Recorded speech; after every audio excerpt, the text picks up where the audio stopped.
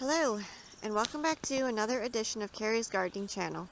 So today is June the 9th, 2020, and we have the garden completely planted.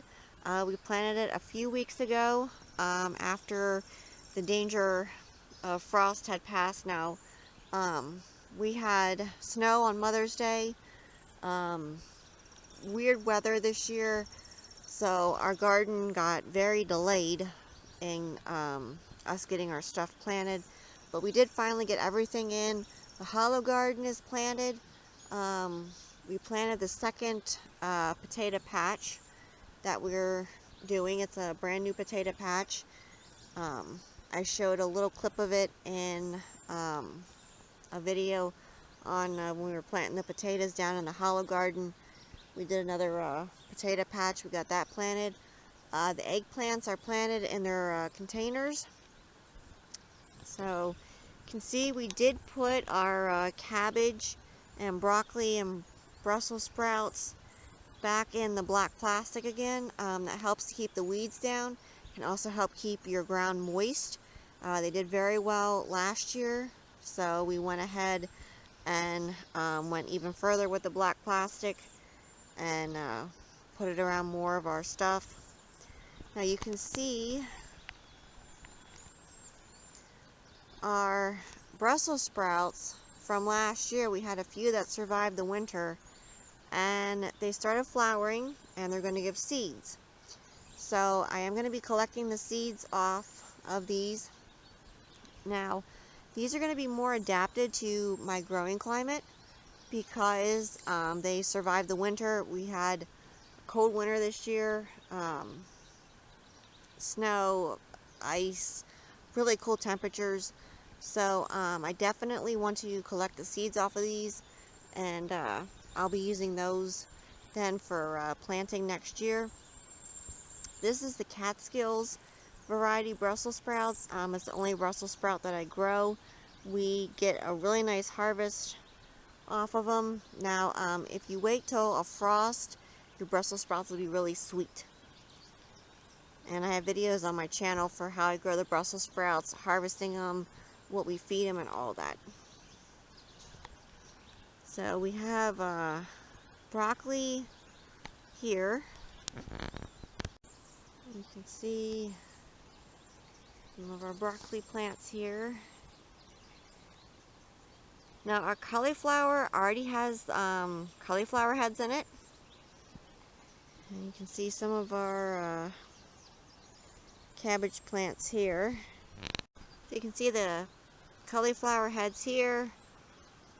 And I believe all of our cauliflower plants have cauliflower heads in them. And we put a bunch of onions up top this year. Last year I planted our onions. We did really well with them. They held for a while. We ran out, I think, in maybe April. I think we ran out of onions. So I planted even more onions this year, and we kind of ran out of room, so we had to put them in the top garden. We had to put them in the hollow garden too. We did do our tomatoes in the straw bales again, and you can see our tomatoes here. And I have these here are Mr. Stripey here. We tried some in the straw bales, and we do have some down in the hollow garden. They did really well in the hollow garden last year, so we decided to try some this year in the straw bales. And I had these little labels here. You use them like on trees for when they label, like at nurseries and stuff.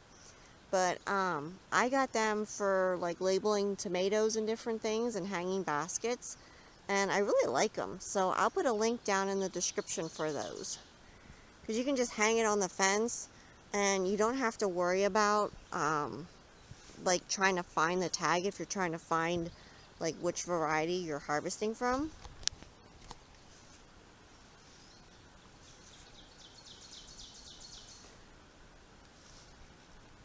And the tomatoes did very well in the straw bales. last year, so we went ahead and used them again this year. And we have our soaker hoses down. Now, it was like 90 degrees today, and I'm gardening here in Pennsylvania in Zone 5B. It's very unusual for this time of the year. It's very unusual for us to ever get 90-degree temperatures. Normally we stay cooler than that. So everything was already watered this morning. The soaker hoses were going to get everything nice and moist to prepare them for the heat for today. And this is one of our Park Whopper hybrid tomatoes here. And this one here has a tomato hanging on it. So that's nice. We'll start getting tomatoes off of these soon. We are still getting tomatoes out of the greenhouse off of that early treat hybrid tomato from last year that I kept it in the greenhouse and overwintered it. So I'm getting about a 1-gallon bucket off like twice a week from it, from just that one tomato plant.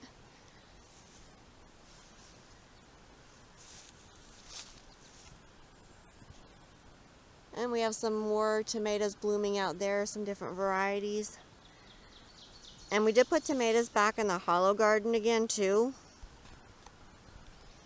And they're really starting to take off down there. And our corn started coming up for us. Now they say knee-high by 4th of July. I'm not sure if this is going to be knee-high by 4th of July, but we'll see how it does. It got a late start because everything was so cold. We couldn't do anything, and then everything was so wet. We had to wait for it to dry out some so we could even get in the garden. And our beans are coming up back there. They're kind of spotty germination, but they are coming up. And the water from watering will help them to come up too. Keep the soil moist. That'll help them come up faster. And here's some of our potatoes in our one potato bin. Now we put some onion sets in. We kind of ran out of room and we wanted to get some early onions going. So got some onion sets and put them in here. And that's on my gourds from last year. Normally I take them down before winter comes, but I didn't get to do that last year. And the elements and the rain is helping to wash that stuff off of them.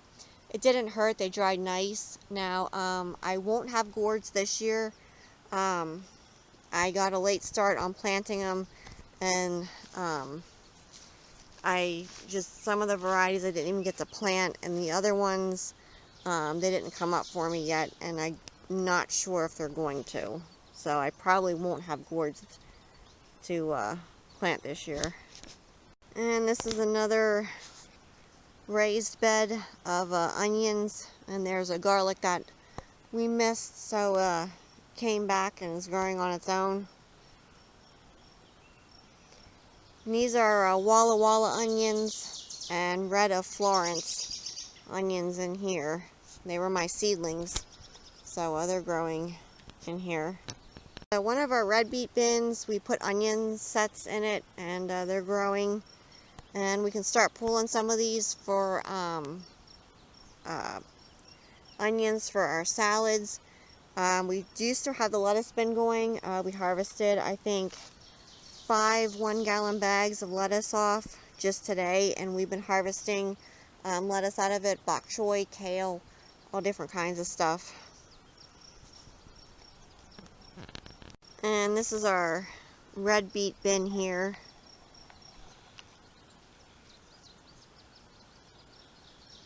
We eat a lot of red beets, so we plant a lot of them.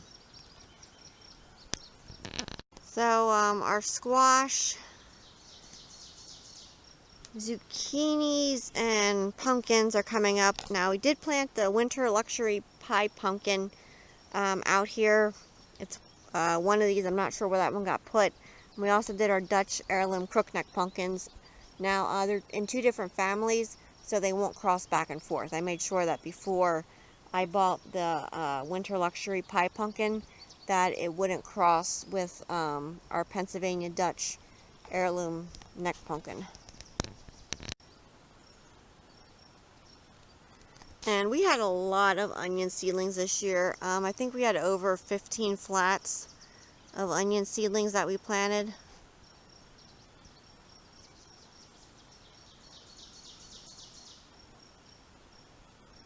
And I have a big patch of oregano up here.